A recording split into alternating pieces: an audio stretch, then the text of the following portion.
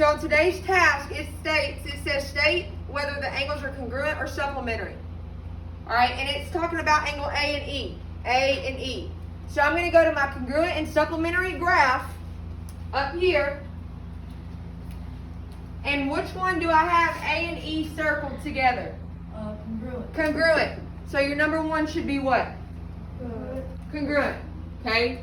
You're going to do the same thing all the way to number 6, I think it is. But let's look at number 3, B and H. So B and H. Look on your graph that we just copied down. Which one has B and H circled together? E and A or B? Huh? B and H or E and A? So I ask you, number 2. Look at number 2, D and E. I'm sorry. Number 2, D and E. Which one has D and E circled?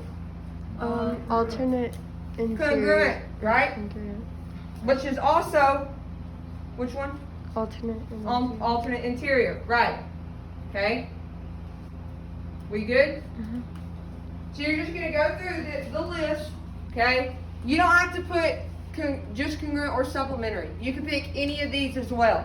So you're going to look at your graph and see which ones they are, okay? Now let me go over the rest so you can finish this on your own. For problems 7 through 11, you're going to use the graph that we wrote down and tell how you got that. So X and 130. So the X is where C normally is on the graph, right? And the 130 is where F is normally on the graph, right? So where is C and F? Which one do those have the same? Which one? Supplementary. C and F, okay, yep. And alternate interior angle. And alternate interior angles, right? So C and F, what you're going to do, that tells you that these two angles have got to be congruent, right? So if this is 130, that means X has also got to be what? 130. So for number 7, you're going to put X equals 130. And then you're going to put alternate interior angles beside it because that's how you know what that is. Okay? Number 8, if we were to flip this picture around to make it look like that, the 150 is in the spot where B normally is, right?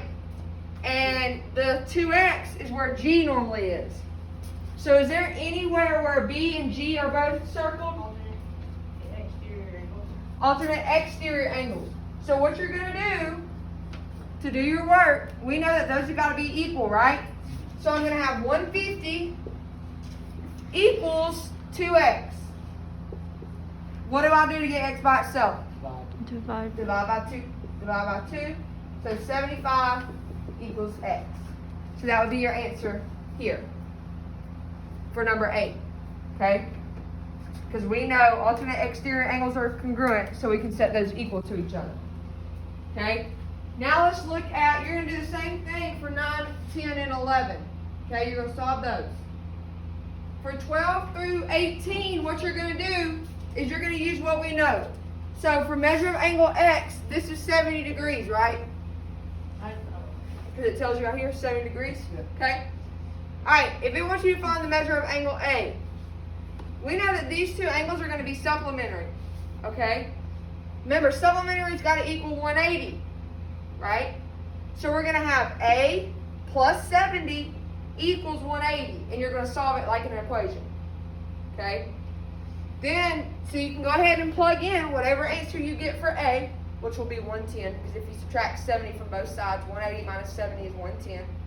Okay? So now you have 110 as A. So now you can use what you found to find the rest of them. Okay? So if you want to find B, well, these have got to be equal, right? If you look at supplementary, these have got to be equal. Okay? So if those have got to be equal, you're going to figure out if you're going to use A to solve that, or if you're going to use this 70 to solve it. So whatever answers you find and you plug in, you're going to use those answers to find other things based off if it's same side interior, same side exterior, alternate exterior, and so forth.